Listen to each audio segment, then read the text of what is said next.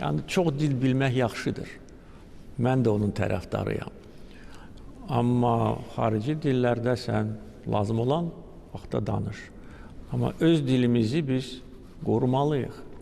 Xarici kəlmələr dilimizi pozur, zənginləşdirmir və milli kimliyimizi də sarsıdır.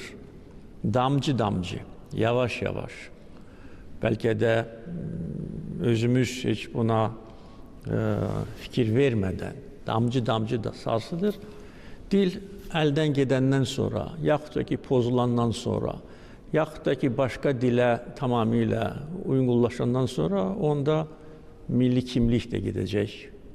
Ondan sonra dövlətçilik də gedəcək.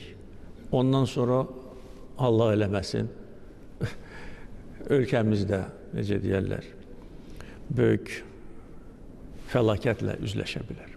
Ona görə, bax, Azərbaycan dilini qorumaq hər birimizin vəzifəsidir.